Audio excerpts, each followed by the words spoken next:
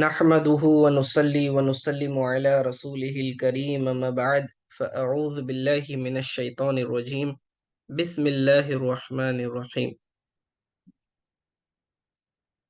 پچھلے درس میں ہم نے آیت نمبر 251 تک درس مکمل کر لیا تھا، تفسیر سورۃ البقرہ کی۔ تو اب اگلی آیت کو شامل کر لیتے ہیں۔ پچھلے آیت کا عنوان کیا تھا کہ قوم جالوت جو بادشاہ تھا اس کے ساتھ اس کی افواج تھی، اور طالوت جو بادشاہ شموئیل علیہ السلام کے ذریعے مقرر ہوا تھا، اللہ تعالیٰ نے انہیں چنا تھا، تو ان کے ساتھ جو افواج تھیں وہ جہاد پر گئیں۔ راستے میں ان کی آزمائش ہوئی کہ کون سچے وفادار ہیں، اس کو جاننے کے لیے ایک نہر کے ذریعے، اور پھر اس کے بعد تابوت سکینہ بھی انہیں دیا گیا تھا۔ پھر نہر میں آزمائش ہوئی، 313 بج گئے، پھر اللہ تعالیٰ نے ان کی مدد فرمائی۔ تو داؤد علیہ السلام نے فلاخن سے جالوت کو قتل کر دیا۔ فلاخن وہ جو چرواہوں کے پاس ہوتا ہے، درمیان میں پتھر رکھتے ہیں، رسیوں والا ہتھیار، اسے گھما کر مارتے ہیں، فلاخن کہتے ہیں اسے، ٹھیک ہے۔ تو اس کے ذریعے جو ہے جب انہوں نے وہ پتھر پھینکا تو اس کا سر پھٹ گیا، پورا سر کے آر پار نکل گیا وہ پتھر۔ تو اللہ تعالیٰ نے تو انہیں حضرت داؤد علیہ السلام کو بادشاہی بھی عطا کی اور نبوت بھی عطا کی۔ تو اللہ تعالیٰ نے یہ پورا واقعہ بیان کرنے کے بعد نتیجہ بیان کیا ہے کہ وَلَوْلَا دَفْعُ اللَّهِ النَّاسَ بَعْدَهُمْ بِبَعْضٍ، اگر اللہ تعالیٰ دفع نہ کرتا یعنی دور نہ کرتا بعض لوگوں کو بعض کے ذریعے، لَفَسَدَتِ الْأَرْضُ، تو زمین میں کیا ہو جاتا؟ فساد مچ جاتا، یعنی کہ مشرکین کا غلبہ ہو جاتا اور مسلمانوں کو قتل کیا جاتا، مسجدوں کو خراب کر دیا جاتا۔ تو اللہ اس لیے کیا کرتا ہے؟ بعض مومنوں کے ذریعے کافروں کو کیا کرتا ہے؟ ختم کرتا ہے۔ لوگ یہ کہتے ہیں کہ اسلام یہ جنگ کے بارے میں اس طرح کیوں کہتا ہے، جہاد کے بارے میں کیوں کہتا ہے؟ تو اللہ نے اس کی وجہ بتائی کہ جب خراب لوگ، فتنہ پرور لوگ، فسادی لوگ بہت زیادہ ہو جاتے ہیں اور اچھے لوگوں کا رہنا جینا دشوار ہو جاتا ہے، تو اللہ تعالیٰ اچھوں کے ذریعے انہیں کیا کرتا ہے؟ دفع کر دیتا ہے، بروں کو دفع کر دیتا ہے۔ تو اس کی وجہ سے ایک بیلنس مینٹین رہتا ہے سوسائٹی کے اندر، امن و امان والا ماحول بنا رہتا ہے، ورنہ ہر کوئی خوف و ہراس میں رہے گا۔ وَلَكِنَّ اللَّهَ ذُو فَضْلٍ عَلَى الْعَالَمِينَ، اور اللہ تعالیٰ، بے شک اللہ تعالیٰ فضل والا ہے تمام جہان والوں پر، یعنی کہ اللہ تعالیٰ برے لوگوں کو اچھے لوگوں کے ذریعے دفع کرتا ہے، تو یہ اللہ تعالیٰ کا فضل ہے، اور یہ احسان تمام جہان والوں پہ، انسانوں پر بھی اس کا اثر پڑتا ہے اور دوسری مخلوق پر بھی اس کا اثر پڑتا ہے، ٹھیک ہے۔ تِلْكَ آیات اللہ نتلوها علیک بالحق وإنک لمن المرسلین۔ اب یہ سارے واقعات بیان کیے حضور علیہ السلام کو اور حضور صلی اللہ علیہ وسلم کی امت کے لیے۔ اللہ تعالیٰ فرماتا ہے کہ دیکھیں جس طرح سے موسیٰ علیہ السلام کے بعد، موسیٰ علیہ السلام نے دعوت و تبلیغ کی، پھر اس کے بعد جو ہے ماحول بہت خراب ہو گیا تھا، اور اس کے بعد جو ہے مومنین جو ہے تتر بتر تھے، ان کی طاقت کمزور تھی، تو اللہ تعالیٰ نے انہیں ایک جٹ کر دیا، ایک بادشاہ کے ماتحت لے کر آ گیا۔ شموئیل علیہ السلام انہیں گائیڈ کرتے رہے، اور پھر ان کی دعاؤں سے جو ہے یہ چھوٹی سی ٹکڑی 313 کی جماعت ہزاروں پر غالب آ گئی، ٹھیک ہے۔ تو یہ ایک ایگزامپل ہے۔ سملرلی اللہ فرماتا ہے تِلْكَ آیات اللہ، کہ یہ آیات اللہ تعالیٰ کی نتلوها علیکا، ہم آپ پر تلاوت کرتے ہیں، ای نقصها، یعنی ہم آپ کو بیان کرتے ہیں یا محمد صلی اللہ علیہ وسلم، بالحق یعنی یہ سچے واقعات ہیں، سچی باتیں ہیں، وَإِنَّكَ لَمِنَ الْمُرْسَلِينَ، اور بے شک آپ رسولوں میں سے ہیں، ٹھیک ہے۔ وَإِنَّكَ لَمِنَ الْمُرْسَلِينَ، اور بے شک تحقیق یہ ہے کہ آپ بھی رسولوں میں سے ہی ہیں۔ تو جس طرح پچھلے رسول جو ہے ماحول خراب تھا، اللہ تعالیٰ نے ان کی امداد فرمائی، تو اے حبیب صلی اللہ علیہ وسلم آپ بھی سچے رسول ہیں اور اچھوں کے ذریعے ہم بروں کو دفع کرتے ہیں، تو آپ بھی جو ہے اپنے مومنین کو جو ہے دلاسا دلائیے اور ان کی ہمتوں کو بندھوائیے، تاکہ پھر وہ لوگ بھی جو ہیں جہاد پر آمادہ ہوں۔ تو اس سے کیا ایک موٹیویشن کے لیے اللہ تعالیٰ نے بیان کیا کہ دیکھو کم جماعت مختصر جماعت غالب آ گئی اکثر پر، اور آپ نے دیکھا بالکل بعینی ہی 313 افراد تھے جنگ بدر میں، اور وہ ہزاروں پر غالب آ گئے اور اللہ تعالیٰ نے ان کی مدد فرمائی۔ تو یہ جب ہم پرانے واقعات اچھوں کے سنتے ہیں تو اس سے ہمارے اندر بھی ایک ہمت اور قوت، ایک جذبہ پیدا ہو جاتا ہے، ہمیں ایک آئیڈل مل جاتا ہے، ایک رول ماڈل مل جاتا ہے کہ دیکھیں وہ لوگ کر سکتے تو ہم کیوں نہیں کر سکتے، تو ہمت آتی ہے۔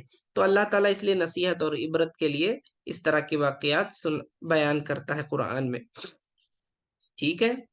تو یہ جو قول ہے وَإِنَّكَ لَمِنَ الْمُرْسَلِينَ، اللہ تعالیٰ نے اس کے اندر دیکھیں دو طرح کی تاکیدیں فرمائی ہیں۔ انکا، انکا کا مطلب بے شک آپ، لام تحقیق کے لیے واپس تاکید کے لیے آیا، لمن ضرور بضرور کس میں سے ہے، رسولوں میں سے ہیں فرمایا، کیونکہ یہ قول جو ہے رد کرنا تھا کفار کے اس قول کو، انہوں نے کہا لست مرسلن، آپ رسول نہیں ہے، کہا ان لوگوں نے، کفار نے، تو اللہ نے فرمایا نہیں، وَإِنَّكَ لَمِنَ الْمُرْسَلِينَ، بے شک آپ رسولوں میں سے فرمایا، ٹھیک ہے۔ یہ 252 آیت ختم ہو گئی اور الحمدللہ یہاں پر ہمارا دوسرا پارہ مکمل ہو گیا۔ اب یہاں سے تیسرا پارہ شروع ہو رہا ہے، ٹھیک ہے، الجزء الثالث، تیسرا پارہ شروع ہو رہا ہے الحمدللہ۔ بسم اللہ الرحمن الرحیم، تلک الرسول فضلنا بعدهم علی البعض۔ اب اللہ رب العزت فرما رہا ہے کہ یہ جو رسول ہیں، تلک الرسول، یہ سارے رسول جو ہے اللہ تعالیٰ نے، ہم نے ان میں ایک کو دوسرے پر فضیلت دی ہے، یعنی بعض رسولوں سے فضیلت والے ہیں زیادہ، اللہ تعالیٰ نے انہیں کیا کر دی ہے، فضیلت دے رکھی ہے۔ تو اب دیکھیں رسول تو بہت سارے ہوئے، رسول بھی 313 ہوئے، انبیاء 1,24,000 سے کم و بیش ہیں، لیکن اس میں سے رسول سارے نہیں ہیں، رسول صرف 313 ہی ہیں۔ تو اللہ فرماتا ہے کہ جتنے بھی انبیاء اور رسول گزرے ہیں اللہ نے ان کو بعض پر فضیلت دی ہے، ٹھیک ہے، لیکن یاد رکھیں ہم یہ تو کہہ سکتے ہیں کہ اس نبی کو دوسرے نبی پر فضیلت ہے، لیکن یہ نہیں کہنا کہ دوسرا اس سے کم درجے کا ہے، یہ بے ادبی ہے، یہ گستاخی ہے، تو اس طرح کے جملوں سے بچنا چاہیے۔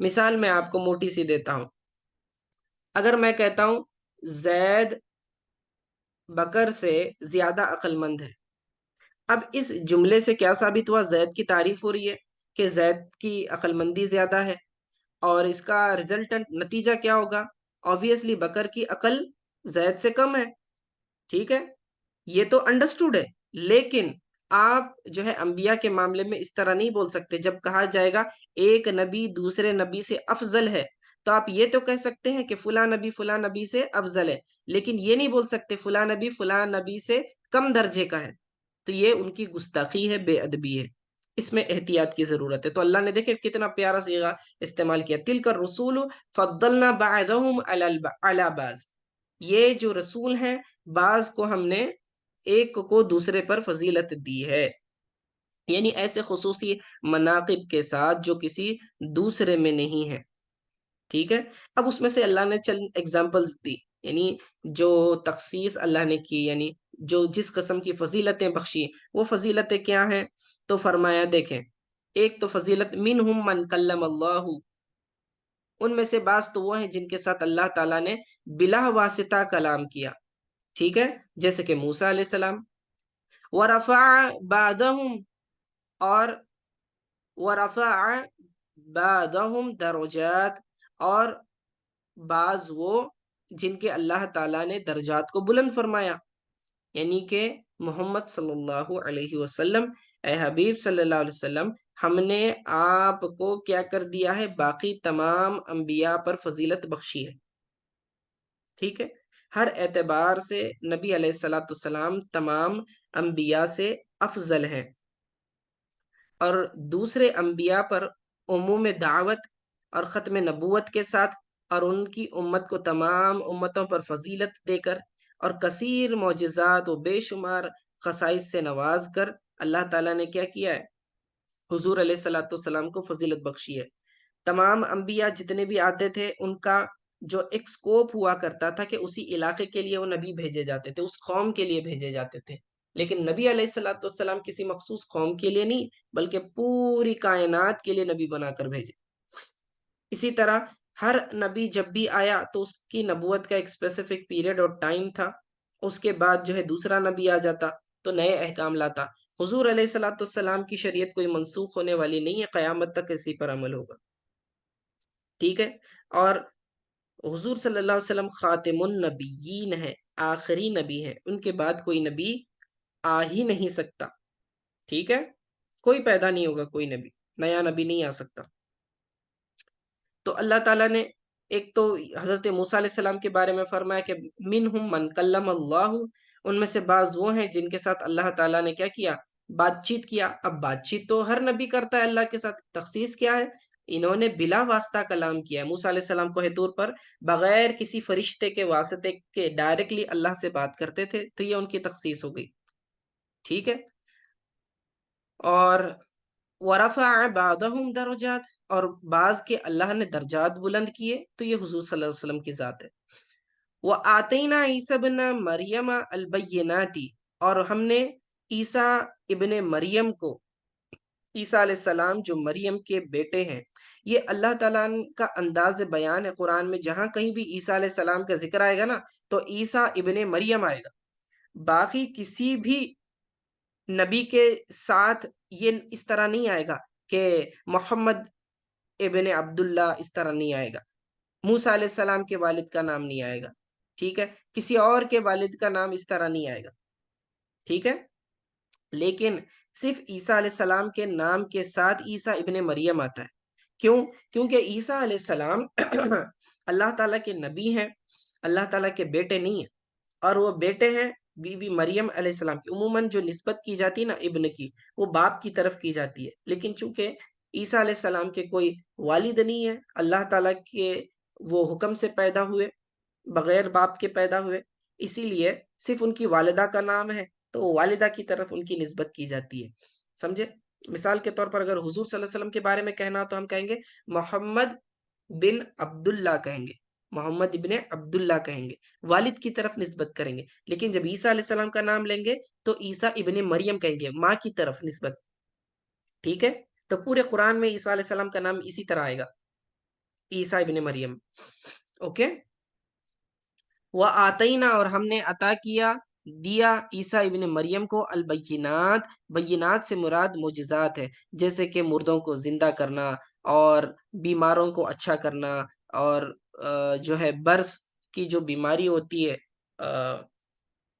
کوڑی کی جو بیماری ہوتی ہے، سفید چھٹے ہوتے ہیں بدن پر، تو اس کو بھی جو ہے وہ اچھا کر دیتے تھے، اور اندھوں کو، مادرزاد جو پیدائشی اندھے ہوتے ہیں ان کو بھی اچھا کر دیتے تھے، صرف ہاتھ پھیر دیتے تھے تو انہیں شفا مل جاتی تھی۔ تو اس طرح کے بینات حضرت مریم علیہ السلام، حضرت عیسیٰ علیہ السلام کو اللہ تعالیٰ نے عطا کیے تھے۔ وَأَيَّدْنَاهُ بِرُوحِ الْقُدُوسِ، ایدنا کا مطلب قویناہ، یعنی کہ ہم نے انہیں قوت بخشی، ان کی مدد فرمائی، کس کے ذریعے؟ بروح القدس، روح القدس جبریل علیہ السلام کو کہتے ہیں، جیسے کہ سورہ قدر میں بھی آتا ہے تنزل الملائکۃ والروح، ٹھیک ہے؟ کہ اس شب قدر میں جو فرشتے اور روح الامین یعنی جبریل علیہ السلام نازل ہوتے ہیں، تو یہ روح القدس جبریل علیہ السلام ہے۔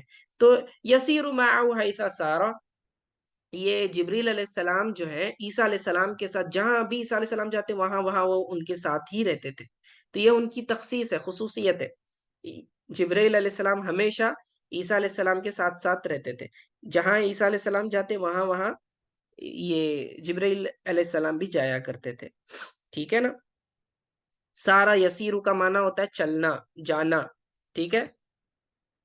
ٹھیک ہے، سارا یسیرو، یسیرو معاہو، وہ چلتے تھے ان کے ساتھ، حیث سارا، جہاں کہیں بھی وہ جاتے، ٹھیک ہے؟